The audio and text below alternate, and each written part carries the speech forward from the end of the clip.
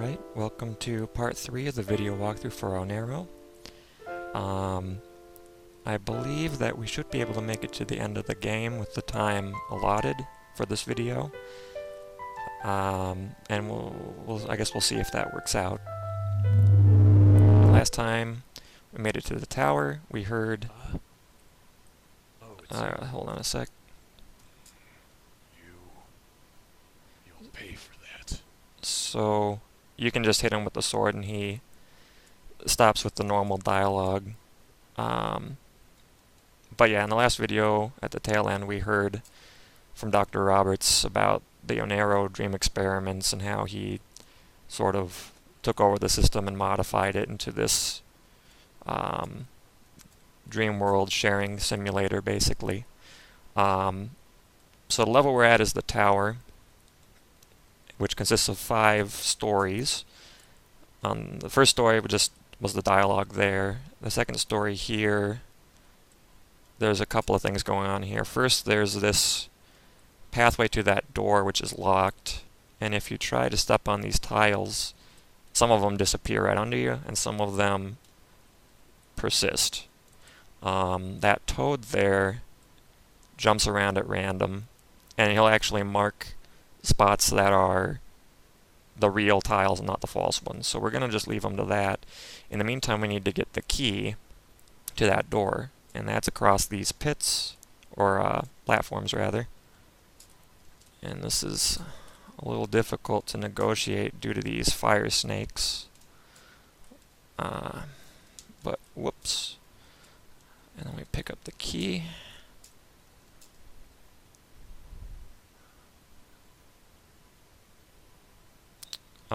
And as you saw, if you fall into the lava, it doesn't kill you instantly, it only damages you a bit.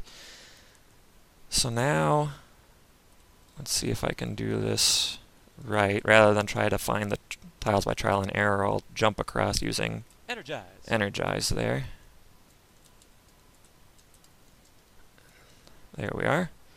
Otherwise, you can just step very carefully and sort of find valid tiles like this one, and then you would just proceed like that, using those slime color tiles as a guide. But you can also just jump across them if you know where a few of the valid tiles are, like I just did. So that's the second floor. The third floor, I'm going to switch over to the world here. The idea is there are these knights, and you'll see one coming up here. Well, there's one, but there's one here too. And they take 2 hits to defeat, and you have to beat all 7 of them. If they see you, they chase after you, and they're hard to hit without them hitting you, which is why I try to hit them from behind or from the side without them seeing me. And if they do end up seeing you, you can always use the world. The world? And then just take them out like that. I believe there are 2 left now. We should see one coming around this corner. There we are. And then the last one is right here. Right there. Okay, so now when all 7 are defeated, this little lift shows up. And takes us to the 4th floor. And as you can see there's this snake monster going in a circle here. And on his tail is the key to the door. That thing will kill you instantly if it ends up eating you, so stick to the tail end there. If you're too far from it when you land here, just hug close to the wall and use Energize to catch up to him. Otherwise, if you time it right, you can get the key quickly like that. And that takes us to here. The boss for this level. And you'll see when you start the boss battle, your health goes up in that little blue flash there. And then we commence. So this is the last pikeman boss. which is a reference to a previous game I worked on, The Last Pikeman. I did videos on those some years back. So what he does, he sort of approaches you. Once he gets to a certain range, he'll try to stab you with his pike, like that, and then he'll step back. If you try to just dodge the pike and hit him, you can't really do it fast enough. So the way you're meant to beat him is to parry. Shoot, I didn't do it fast enough. You run into him, or rather you run toward him, and then you hit his pike with your sword to parry it, and that gives you just enough time to hit him with your sword again when you're close enough. Like that. Shoot. And each time, whoops. Each time he gets a little bit faster. After you hit him 3 times, he'll do a jumping pike maneuver. He jumps a little higher each time. Whoops, I didn't parry it. Then after another 3 times, he'll throw a knife at you as he jumps. So be sure to sidestep that, and I'm getting hit a lot here. As he jumps higher, the angle on the pike is a little harder to gauge. Dang it. And I think he's just about... darn it. There. Okay, so I actually ducked under his pike and hit him in the feet. But he's dead. And then you get his ritual. Pick up his head here. And his ritual is... Typhoon. Which lets you throw a little knife. So now we'll throw a knife at the tile here. To open the door. And then it's just a matter of jumping up the stairs here and taking this portal to the next level.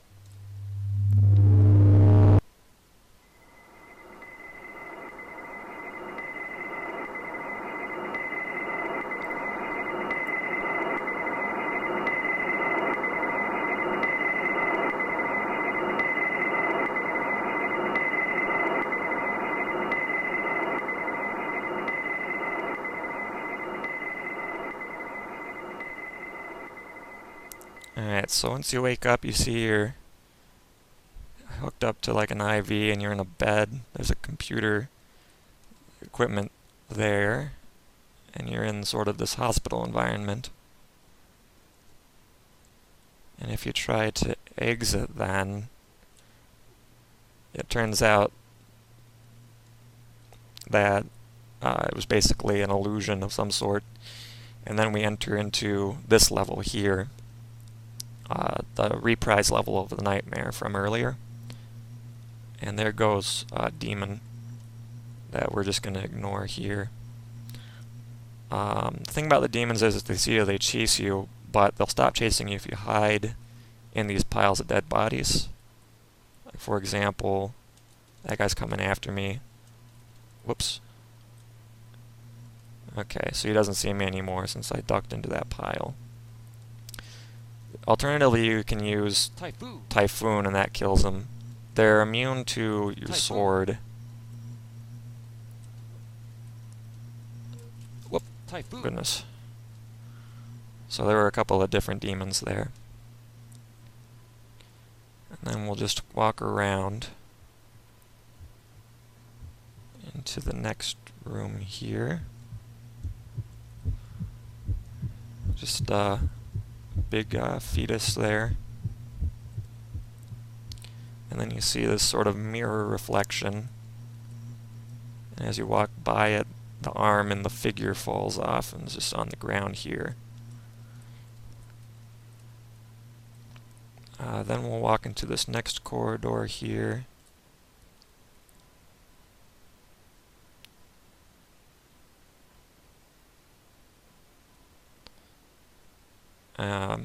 So that was just sort of a skipping segment, and then we have to walk down this passageway here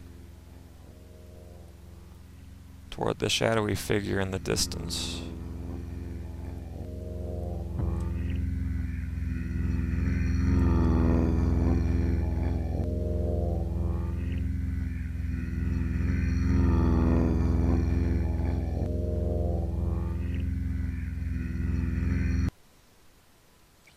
So that was pretty much it. Now we just get on our way out with the sliver of health that we've got left.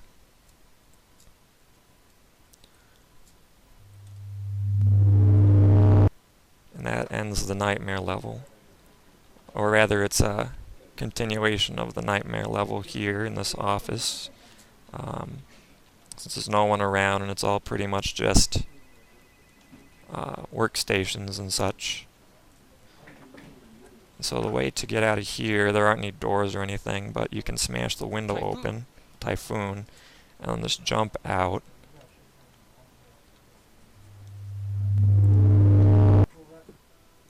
Alright, now here we are in the chamber. And over in the distance we can see none other than Dr. Roberts from before.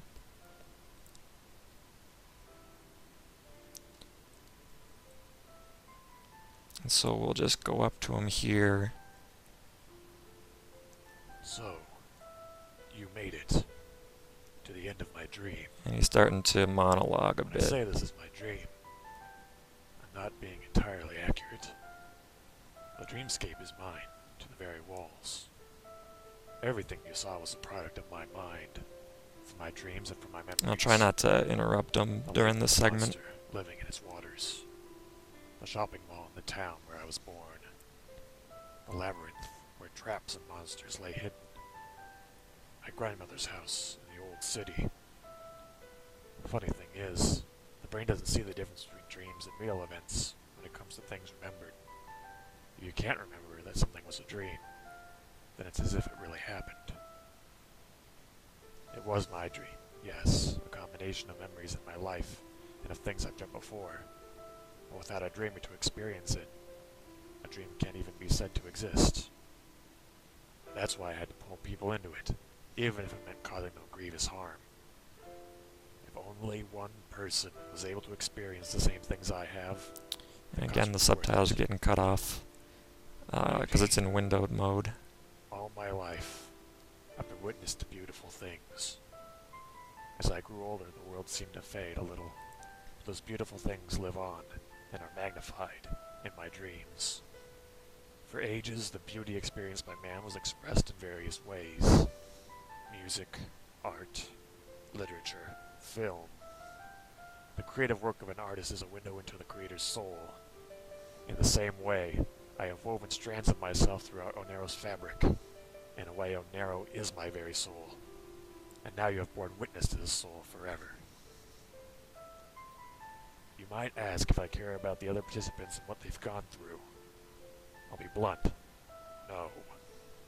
None of them were able to make it this far. So in the end, they did not deserve the right to observe my soul. The only thing that matters is that you are here. Here and now. And what about you? Why did you undertake this journey? To escape? You could have left at any time you wanted, but you remained. Because you wanted to see the beauty of this world. At the very least, you wanted to see how it all ends. Well, I have no qualms with letting you leave here unharmed. After all, you are the witness to my soul. But if you're feeling as though justice must be served for the other participants who were maddened and died, I will fight. If you wish, raise your sword against me and we'll have it out. Otherwise, stay here and I'll wake you up. Okay, so basically if you do nothing, he'll transport you to the end of the game, but it's the bad ending. So let's hit him with the sword and commence the final fight here. And how this works is he'll take on each of your powers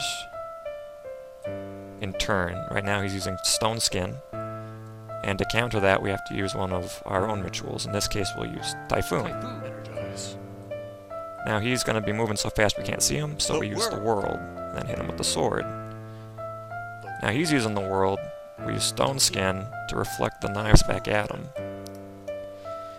And then this part, he's using Typhoon with these homing blades, and this is a little less evident, but you use Energize, and then loop behind him fast enough that the blades run into him. Now he's in the second phase where he's sort of throwing these fists at you. You gotta hit him with your sword and avoid getting hit by the fists. Shoot. The fists also knock you back a little, so you should watch out for that. And I think he takes about 6 hits. Goodness. Okay, I might actually end up dying. There we go. How I built every inch of this place. Every piece is clear in my mind. This is my dream. How can you take mastery over it? No. Stay away. Stay away from me. So in this segment you don't have your sword or your rituals or anything. And you walk ever so slowly up to Dr. Roberts here as he tries to hit you with these various projectiles. Obviously they're not doing anything.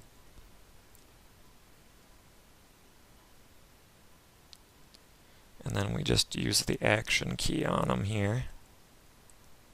I just wanted to make something beautiful. And then the action key one more time.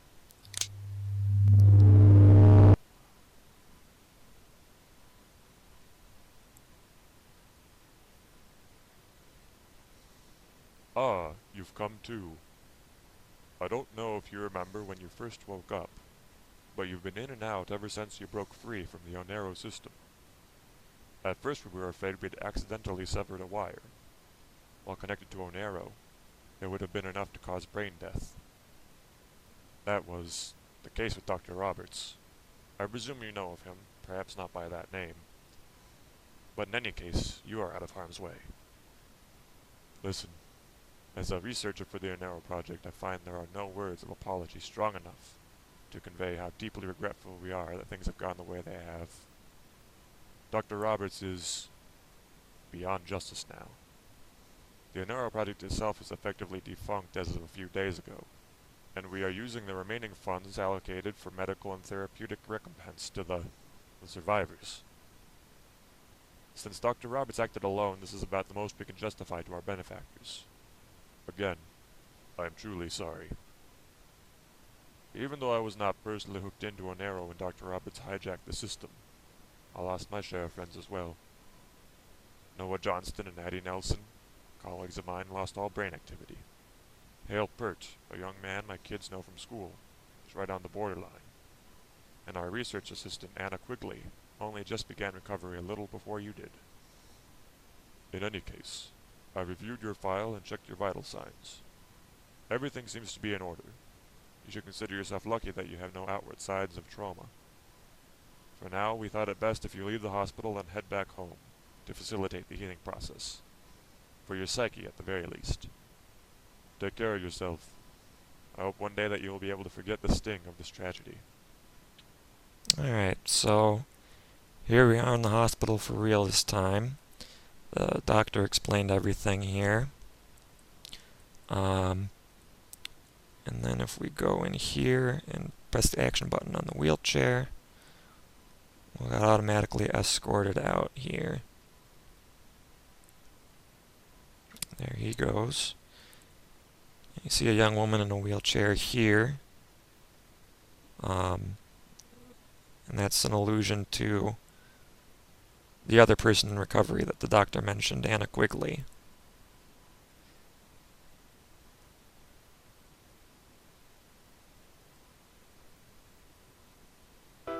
Alright, so that was Oneiro. That was the whole game. So I hope you enjoyed that. There are actually a number of alternate routes that you can take. One of them is, if you remember, I think in the second video on the Midnight Train level, there was a golden door with sort of this pyramid on it. There's a couple more doors like that in the game, and you need a specific item to open that up. And if you follow the paths that those doors lead to, then it opens up an alternate ending. separate from the regular dream storyline. There's also the bad ending, like I said, if you don't fight Dr. Roberts. And in that ending, you're the only survivor of the Oneiro project. So Anna Quigley isn't around in that final sequence, and the dialogue is slightly different. And then there's one secret ending, for which I'm not going to provide any details. You have to find it for yourself. But it involves collecting 6 specialty items that are hidden throughout the game. I probably won't do another video for the alternate paths for some time, in case anyone would be interested in trying to find them for themselves. But for the time being, this is at least a basic walkthrough that I've provided here. So yeah, thanks again for watching. The download link's in the description as before, and I'll see you soon, hopefully, to work on some other walkthroughs.